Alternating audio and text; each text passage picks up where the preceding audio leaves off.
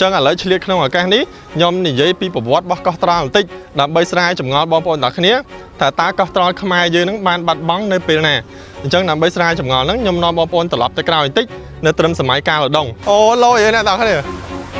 ស្អាតទេកាមេរ៉ាមកគៀតិចមកនេះគេពងលេងឃើញគេពងលេងអត់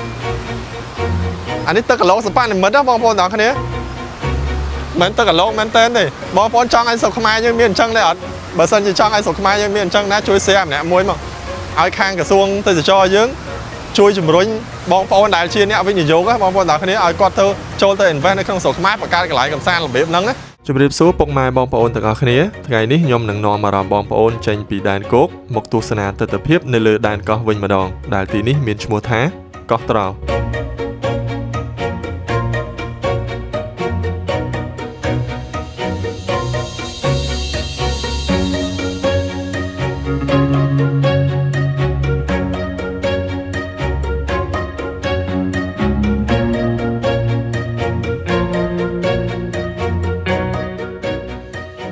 អូនេះបងប្អូនទាំងអស់គ្នាស្អាតទេនេះមានពណ៌មានអីនេះអានេះតាមផ្លូវទៅកន្លែងជីកត្រកអ្នកទាំងអស់គ្នាចុះទៅអញ្ចឹងទៅចូលទៅកន្លែងទិញសបុតជីកត្រកហើយនេះគេដាំអានេះស្អាតមែនទែនកន្លែងនេះធំខ្លាំងបងប្អូនស្តៀងនៅភូមិបារាំង French Village នៅបានអាហៀលបងប្អូនដោយសារកន្លែងនេះគឺជាកន្លែងរបស់ក្រុមហ៊ុន Sunworld ដូចតនៅក្នុងអញ្ចឹងហើយកន្លែងគេស្អាតណាស់បងប្អូនសុទ្ធតែកន្លែងថតរូបហ្មងនេះខាងក្រោយខ្ញុំនេះអ្នកទាំងអស់គ្នាស្អាតខ្លាំងហ្នឹងអូមិញហ្នឹងខ្ញុំឡើងទៅលើប៉ុន្តែអាឡានអង្គុយហ្នឹងគេចូលទៅក្នុងអត់ការទេចូលទៅក្នុងផ្លូវមុខហ្នឹងយើងចូលទិញសបុតនៅ counter ខាងមុខអញ្ចឹងតែគេដឹកខ្ញុំតាមនេះហើយខ្ញុំឃើញកន្លែងហ្នឹងស្អាតក៏ថតឲ្យបងប្អូនអរគ្នាមើលទៅនេះផ្លូវហ្នឹងចុះទៅអញ្ចឹងទៅចូលអានេះគេហៅថាផ្លូវក្រោយបងប្អូនចូលផ្លូវក្រោយទៅយើងឡើងទៅ office គេខាងលើកន្លែងលក់សបុតយើងចូលទៅទិញសបុតខាងមុខទៅឥឡូវខ្ញុំដើរអានេះបង្ហាញបងប្អូនអរគ្នាបន្តិចសិនដោយសារឃើញស្អាតពេកបងប្អូនប្លង់ថតរូបនេះទៅកន្លែងថតរូបហ្មងនោះអាឡានអង្គុយនោះបងប្អូននោះឃើញឡានអង្គុយនោះអត់ខ្ញុំជិះមកមិញហ្នឹងម្នាក់15000ហើយជិះប្រហែលជាថា100ម៉ែត្រចុះ30អត់ដល់30វិនាទីមកផ្លេតមកដល់ហើយគេយកខ្ញុំ2នាក់ហ្នឹងគេយកខ្ញុំ30000ដងគិតលុយខ្មែរទៅប្រហែលជា5000ខ្មែរហ្នឹងឯងតែមិនអីទេព្រោះបើសិនជាអត់ជិះអាហ្នឹងទេព្រោះមិញវាភ្លៀងខ្លាំងហ៎បើសិនជាអត់ជិះទៅសើមអញ្ចឹងពិបាកថតខ្ញុំចូលដល់ក្នុងបងប្អូនកន្លែងនេះកន្លែងទិញសបុតនេះខ្ញុំបង្ហាញបងប្អូនបន្តិចនេះ ticket counter អញ្ចឹងយើងទិញ online ក៏បានយើងមកទិញផ្ទាល់ក៏បានដែរហើយកាមេរ៉ាបែរមកខាងនេះខ្ញុំមកយ៉ាងព្រឹកពេកអញ្ចឹងអត់សូវមានភ្ញៀវទេសចរទេថ្ងៃនេះថ្ងៃអាទិត្យបងប្អូនមិនដែរដោយសារភ្លៀងឥឡូវម៉ោងទៅ9ទេអញ្ចឹងគេទៅម៉ោង1ណាបងប្អូនឥឡូវខ្ញុំចូលទិញសបុតបន្តិចសិនអានេះហូរឲ្យបងប្អូននេះបើនៅក្រោមហ្នឹងជិះអត់គិតលុយទេចូលលេងឥឡូវអត់គិតលុយទេប៉ុន្តែឥឡូវខ្ញុំទិញសបុតហើយសបុតមួយ750,000ដងពីរហ្នឹងអស់1,500,000ដងបើយើងគិតជាលុយដុល្លារប្រហែលជាថា$60ចុះបងប្អូនឥឡូវមនុស្សរៀងតិចតែឥឡូវយើងទៅត្រង់ជួរឲ្យតោះមិញគេថតរូបអ្នកនរនេះកាមេរ៉ាបែរមកនេះបង្ហាញឲ្យបងប្អូនទាំងនេះបន្តិចមិញគេចាំខ្ញុំថតរូបពីអ្នកកាមេរ៉ាមែនឃើញគេកំពុងថតខាងក្រោយ green screen ហើយអានេះគេឲ្យយើងយកលេខកូដហ្នឹងរូបថតយើងបានហើយនេះទិញចោលធំមកបងប្អូនអង្គុយតែ2នាក់ទេអានេះរូបថតខ្ញុំថតមិញថតឲ្យគេឲ្យសបុតហ្នឹងមកអញ្ចឹងយើងទៅយករូបថតនៅខាងនោះមិនដឹងថាគេថតគេផ្ដិតឲ្យឬមួយក៏គ្រាន់តែចេញតែរូបខ្ញុំអត់ដឹងទេចាំមើលទៅដល់ខាងនោះចាំមើលទៀតបងប្អូនឃើញខាងក្រោយខ្នងខ្ញុំឯងរឿងល្ងិតហ្នឹងឥឡូវនេះកំពុងតែភ្លៀងខ្លាំងហើយបងប្អូនហើយខ្ញុំអត់សូវហ៊ានមើលទៅក្រោមព្រោះខ្ញុំខ្លាចខ្ពស់ហើយឥឡូវនេះភ្លៀងខ្លាំងប៉ុន្តែកត្រកគេនេះរៀង stable ដែរវាអត់សូវញ័រអត់សូវអង្គើទេភ្លៀងហើយមានខ្យល់មានអីទេនេះឥឡូវខ្ញុំទៅជិតដល់គោលដៅហើយបងប្អូនទាំងគ្នាចេញពីកន្លែងហៃសបុតមកវិញហ្នឹងភ្លៀងខ្លាំងពេកខ្ញុំអត់ទាន់ថតអញ្ចឹងនេះគឺជាខ្សែ cable car វែងជាងគេបំផុតនៅលើពិភពលោកបងប្អូនទាំងគ្នាលេខ1នេះនៅកោះត្រល់ណាបងប្អូនអញ្ចឹងលេខ2គឺនៅដាណាងបានអាហៀលដែលខ្ញុំថតវីដេអូឲ្យបងប្អូនទាំងគ្នាមើលលើមុនហ្នឹងអញ្ចឹងលេខ1នៅទីនេះចម្ងាយប្រហែលជា78គីឡូបងប្អូន7899ម៉ែត្រអញ្ចឹង78គីឡូចេញពីកន្លែងហៃសបុតមកវិញហ្នឹងរហូតមកដល់កោះធំខាងនេះអញ្ចឹងដូចបងប្អូនទាំងគ្នាឃើញខ្សែនេះគឺគេមានបកគោលបឈរអីបងប្អូនបកគោលបឈរហ្នឹងគឺដូចស្នួរកៅអាអញ្ចឹងមានខាងនេះហើយខាងនេះប៉ុន្តែបកគោលហ្នឹងគឺមានច្រើន5 6ខ្ញុំមកដល់នេះបកគោលទី6នេះអញ្ចឹងបកគោលហ្នឹងគឺគេដាក់នៅលើកោះ1 2 3 4 5អញ្ចឹងទៅហើយកោះហ្នឹងគឺមានតគ្នាចេះបងប្អូន1 2 3 4 5ហើយមានដៃសមុទ្រចេះអញ្ចឹងខ្សែហ្នឹងគឺកាត់ដៃសមុទ្រហ្មងបងប្អូនដូចបងប្អូនឃើញក្រោយខ្នងខ្ញុំនេះអញ្ចឹងដៃសមុទ្រហ្នឹងហូរអញ្ចឹងមកហើយខ្សែហ្នឹងទៅលើចេះវិលចុះឡើងរហូតអញ្ចឹងទៅហើយស្អាតខ្លាំងណាស់បងប្អូនទាំងគ្នាឥឡូវខ្ញុំមកដល់បកគោលចុងក្រោយនេះកាមេរ៉ាបែរទៅបកគោលចុងក្រោយតិចនេះឲ្យលឿនតិចហួសបាត់លើនេះបកគោលនេះបងប្អូនបកគោលចុងក្រោយនេះបកគោលហ្នឹងគឺជាបកគោលទី6ហើយ bờ cô thông khăn lang mình tên ok lấy ba mình đây vinh nè bong bóng nào cái này bờ cô ti bờ môi chẳng bờ cô lấy cái đạn nó lên con thằng môi pi bay 4 3 bờ môi từ đó cái lại chạy sport được khăn không lấy trăm từ đó khăn khóm trăm nhom bờ hai bong bóng nào cái này bờ to tiên lấy tay sập hiện lên nó cái miền phần nó hay là ní thông khăn bong bóng cái to đi thông khăn mình tên coi ban pha chia tham mà phay nè cho tên cái đá đi nó bật đá lấy nhom coi tập pi nè camera men này ấy hiện học tí bong bóng chẳng ba của ôi nên lên đấy ăn như thằng háo mình sân chia thì hiện học trên tao tập ba của ôi hay bên miền clear bên sai nào này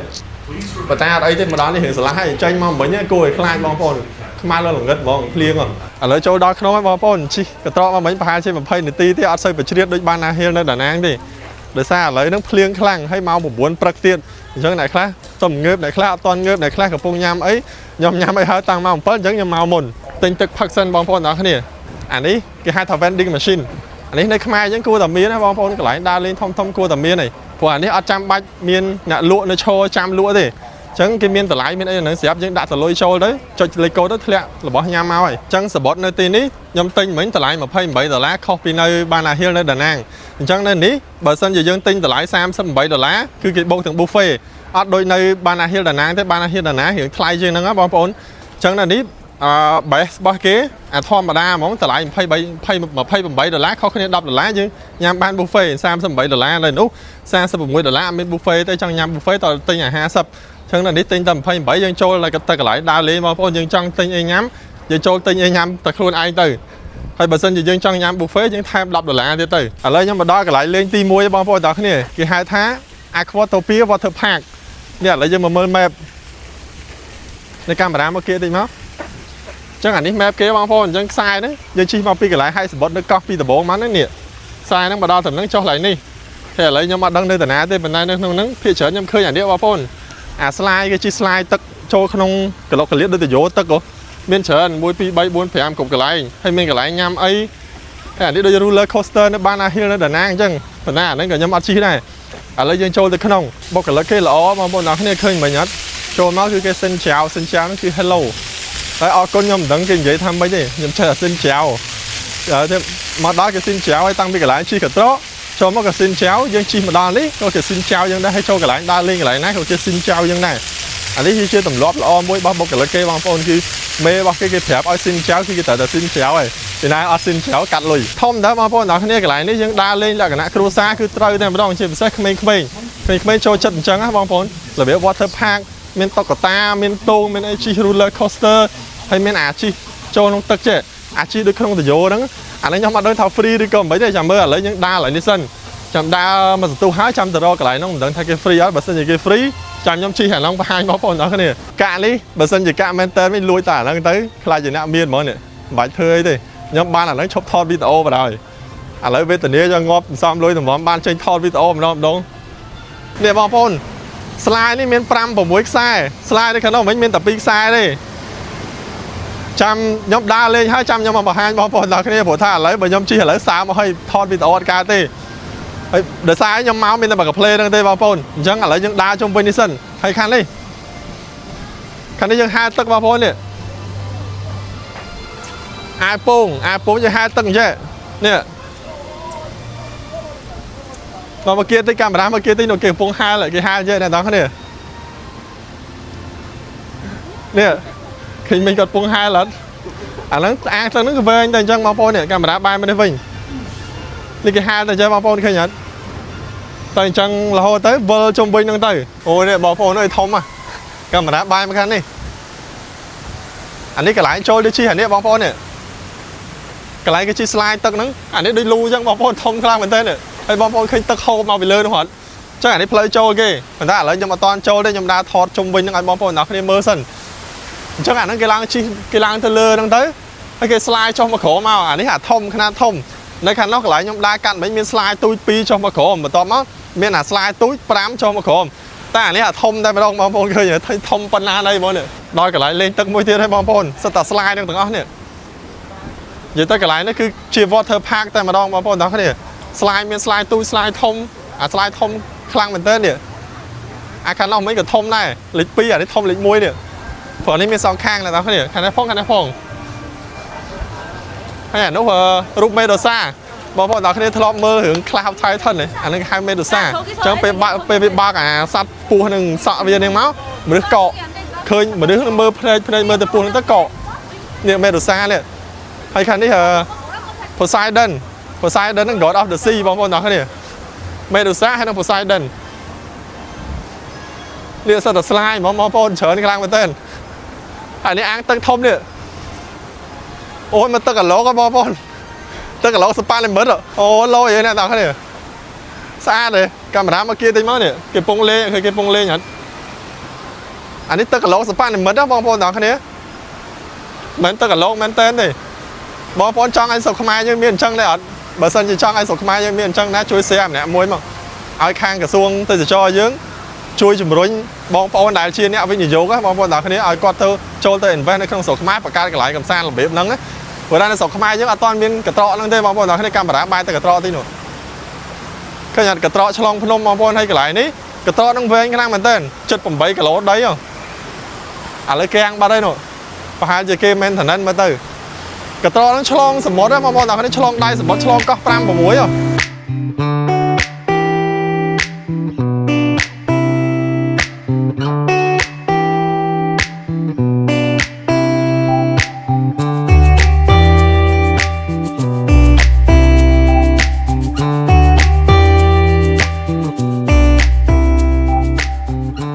ឥឡូវខ្ញុំចុះមកដល់ក្រោមវិញហើយបងប្អូនទាំងគ្នាមិនខ្ញុំចុះពីលើកត្រកនោះមិនខ្ញុំលោតចុះមកហើយណាកត្រកនេះគេចូលទៅដល់ក្នុងទៅបានខ្ញុំចុះមកដល់នេះអញ្ចឹងកត្រកហ្នឹងជិះឆ្ងាយពេលប្រហែលជា20នាទីទេបងប្អូនហើយឥឡូវខ្ញុំចូលមកដល់ស្ពានមួយនេះស្ពាននេះគេហៅថា Kiss Bridge បងប្អូនទាំងគ្នាស្ពានថើបគ្នាចេះចាំតិចទៀតខ្ញុំឡើងទៅដល់លើខ្ញុំបង្ហាញបងប្អូនទាំងគ្នាថាថើបគ្នាយ៉ាងម៉េចអញ្ចឹងនៅទីនេះគឺគ្រប់គ្រងដោយក្រុមហ៊ុន Sunworld បងប្អូននៅលើទឹកដីកោះត្រល់ផ្ទាល់តែម្ដងអញ្ចឹងឥឡូវឆ្លៀតក្នុងឱកាសនេះខ្ញុំនិយាយពីប្រវត្តិរបស់កោះត្រល់បន្តិចដើម្បីស្រាវចម្ងល់បងប្អូនទាំងគ្នាថាតើកោះត្រល់ខ្មែរយើងនឹងបានបាត់បង់នៅពេលណាអញ្ចឹងដើម្បីស្រាវចម្ងល់ហ្នឹងខ្ញុំនាំបងប្អូនត្រឡប់ទៅក្រោយបន្តិចនៅត្រឹមសម័យកាលឧដុង្គនៅឆ្នាំ1618ព្រះបាទជ័យជេដ្ឋាទី2ដែលត្រូវជាបុត្រារបស់ព្រះបាទស្រីសុរិយោពណ៌បានឡើងគ្រងរាជ្យបន្តពីព្រះបិតារបស់ទ្រង់នៅឯរាជធានីល្វាឯមបងប្អូនទាំងគ្នាអញ្ចឹងបន្ទាប់មកនៅឆ្នាំ1620ព្រះបាទជ័យជេដ្ឋាទី2ទ្រង់ក៏បានផ្លាស់ប្ដូររាជធានីពីល្វាឯមទៅក្រុងឧដុង្គវិញអញ្ចឹងនៅក្នុងកំឡុងពេលហ្នឹងដោយបងប្អូនទាំងគ្នាដឹងអញ្ចឹងព្រះបាទជ័យជេដ្ឋាទី2ទ្រង់មានមហាសីជាបុត្រីអាណាមបងប្អូនបុត្រីស្ដេចអាណាមមានព្រះនាមថាអង្គជើហើយបន្ទាប់មកនៅឆ្នាំ1627ក្រោយពីព្រះបាទជ័យជេដ្ឋាទី2ទ្រង់សោយទីបង្គត់ទៅបុត្រាច្បងរបស់ទ្រង់ព្រះនាមថាពញាតោក៏ឡើងគ្រងរាជ្យបន្តពីព្រះបិតាតែបើតឡើងគ្រងរាជ្យបន្តពីព្រះបិតាក៏ពិតមែនប៉ុន្តែសិទ្ធិអំណាចអត់នៅក្នុងដៃទ្រង់ទេបងប្អូនទាំងគ្នាអញ្ចឹងព្រះពញាតោនឹងឡើងគ្រងរាជ្យជាស្ដេចប៉ុន្តែសិទ្ធិអំណាចនៅលើដៃឪពុកមារបស់ទ្រង់ទៅវិញឪពុកមារបស់ទ្រង់ព្រះនាមថាសម្ដេចព្រះហឫទ័យដែលត្រូវជាព្រះអនុជគឺជាប្អូនប្រុសប្រកើតរបស់ព្រះបាទជ័យជេដ្ឋាទី2បងប្អូនទាំងគ្នា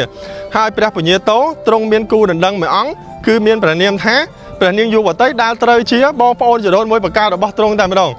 ហើយព្រះនាងយុវតីហ្នឹងគឺត្រូវបានជ្រែកស្នេហ៍ដោយឪពុកមារបស់ព្រះពញាតោព្រះនាមថាសម្ដេចព្រះហឫទ័យហ្នឹងគឺទ្រង់យកព្រះនាងយុវតីធ្វើជាអ្នកម្នាងរបស់ទ្រង់អញ្ចឹងទៅទំនាក់ទំនងស្នេហារវាងព្រះនាងយុវតីហើយនិងព្រះពញាតោគឺនៅតែបន្តមានពីក្រោយខ្នងរបស់សម្ដេចព្រះហឫទ័យអញ្ចឹងក្រោយពីដឹងពីទំនាក់ទំនងស្នេហាក្រោយខ្នងរវាងព្រះពញាតោនិងព្រះនាងយុវតីមកសម្ដេចព្រះហឫទ័យហ្នឹងខ្ញាល់ខ្លាំងមែនទែនបងប្អូនទាំងគ្នាក៏បានធ្វើរដ្ឋប្រហារទម្លាក់ព្រះពញាតោពីរាជបល្ល័ង្កនៅឆ្នាំ1634អញ្ចឹងឥឡូវខ្ញុំ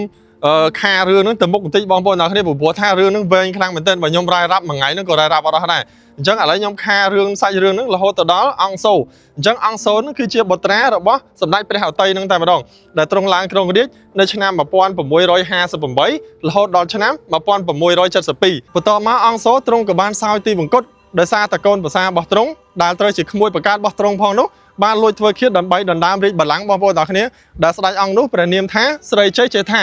អញ្ចឹងស្ដេចស្រីជ័យជេដ្ឋាហ្នឹងគឺឡើងគ្រងរាជ្យបានតែមួយឆ្នាំទេបងប្អូនទាំងគ្នាបន្ទាប់មកទ្រង់ក៏សោយទីបង្គត់ទៅទៀតដោយសារតែអគ្គមហាសីរបស់ទ្រង់ព្រះនាមថាអង្គលីដែលត្រូវជាអតីតមហាសីរបស់អង្គសូហ្នឹងបានដាក់ថ្នាំបំពុលធ្វើឃាតទ្រង់បងប្អូនទាំងគ្នាបន្ទាប់មកទៀតស្ដេចដែលឡើងគ្រងរាជ្យបន្ត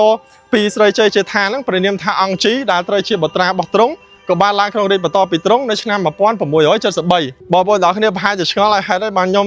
និយាយវែងឆ្ងាយទៅដល់ណាដល់ណីពីព្រោះថារឿងហ្នឹងគឺជាសាច់រឿងដែលជាពាក់វគ្គវិនគ្នាដែលបណ្ដាលឲ្យយើងបាត់កោះត្រល់ហ្នឹងណាបងប្អូនទាំងគ្នាអញ្ចឹងឥឡូវខ្ញុំត្រឡប់សាច់រឿងមកដល់កោះត្រល់យើងវិញបងប្អូនទាំងគ្នាអញ្ចឹងនៅឆ្នាំ1671 គឺស្ថិតនៅក្នុងរាជរបស់អង្គសូបងប្អូនមានជនជាតិចិនមួយក្រុមដែលក្នុងនោះមានមេដឹកនាំឈ្មោះថាម៉ាក់កៅដែលចេញពីឆ្នេរសមុទ្រនៅតំបន់ប្រទេសចិនបងប្អូនទាំងគ្នាបានរសាអណ្ដែតត្រាច់ចូលរហូតមកទៅនៅកោះត្រល់នេះតែម្ដងបន្ទាប់ពីម៉ាក់កៅបានដឹងថាកោះត្រល់នេះគ្រប់គ្រងដោយខ្មែរម៉ាក់កៅក៏បានបញ្ញាប់បញ្ញាល់ទៅក្រុងឧដុង្គដើម្បីសុំសិទ្ធិអនុញ្ញាតសិទ្ធិជ្រកកោនពីស្ដេចខ្មែរបងប្អូនទាំងគ្នាប៉ុន្តែពេលដែលម៉ាក់កៅចូលមកដល់ស្រុកខ្មែរហ្នឹងឃើញថាស្រុកខ្មែរយើងច្បោកច្បល់មែនទែនចឹងម៉ាក់កៅហ្នឹងក៏បានត្រឡប់មកវិញចេះតែបន្តរស់នៅលើហ្នឹងកើតកូនកើតចៅរស់នៅពីពេញកោះហ្នឹងតែម្ដងបន្ទាប់ពីម៉ាក់កៅបានដឹងថាស្រុកខ្មែររបស់យើងគឺស្ថិតក្រោមសម្ពាធស្ថិតក្រោមអំណាចគ្រប់គ្រងរបស់ស្រុកយួនម៉ាក់កៅក៏បានប្រែទៅមានតំណែងតំណងជាមួយរាជវង្សកវៀនវិញបងប្អូនទាំងគ្នាអញ្ចឹងនៅក្នុងកំឡុងពេលហ្នឹងប្រជាជននៅលើកោះត្រល់ទាំងមូលគឺទទួលឥទ្ធិពលពីស្រុកយួនខ្លាំងមែនទែនបន្ទាប់មកនៅឆ្នាំ1680ម៉ាក់កៅក៏បានប្តូរឈ្មោះតំបន់កាន់ចាវទៅជាតំបន់កាន់ចាវគោកវិញអញ្ចឹងតំបន់កាន់ចាវហ្នឹងគឺមានបណ្ដុំកោះតូចធំច្រើនមែនទែនបងប្អូនទាំងគ្នាដែលនៅក្នុងហ្នឹងគឺមានកោះត្រល់របស់យើងរបស់ខ្មែរយើងគឺធំជាងគេនៅក្នុងហ្នឹងអញ្ចឹងម៉ាក់កៅក៏បានប្តូរឈ្មោះកោះត្រល់ទៀតទៅជាកោះហ្វូកុករហូតមកដល់សពថ្ងៃហ្នឹងតែម្ដងអញ្ចឹងសរុបសេចក្តីមកវិញមូលហេតុដែលធ្វើឲ្យខ្មែរយើងបាត់បង់ទឹកដីហ្នឹងគឺដោយសារចំនួនក្នុងរាជវង្សានុវង្សឥតឈប់ឈរបូករួមទាំងសង្គ្រាមឈ្លានពានពីស្រុកសៀមនិងស្រុកយួនផងនោះធ្វើឲ្យស្រុកខ្មែរយើងចេះតែបាត់បង់ទឹកដីបន្តិចម្ដងទៅដែលនៅក្នុងនោះបូករួមទាំងកោះត្រល់ខ្មែរយើងផងដែរបងប្អូនទាំងគ្នា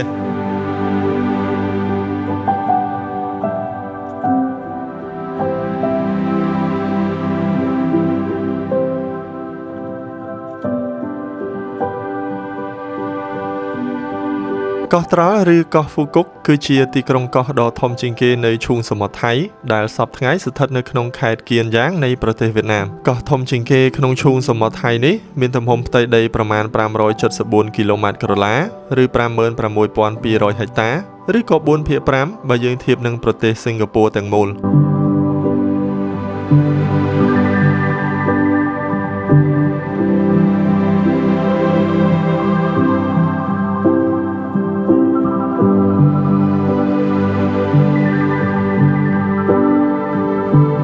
ស្ថិតិកាលពីឆ្នាំ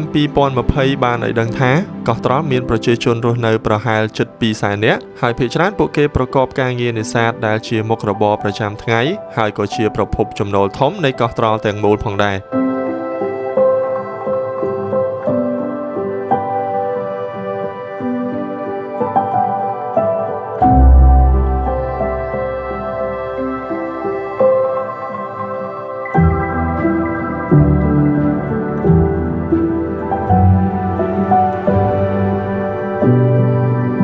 សប្តាហ៍ថ្ងៃនេះកោះត្រល់មានប្រជាជនខ្មែររស់នៅប្រមាណតែ 1% តែប៉ុណ្ណោះបើធៀបនឹងប្រជាជនវៀតណាមដែលមានរហូតដល់ 99%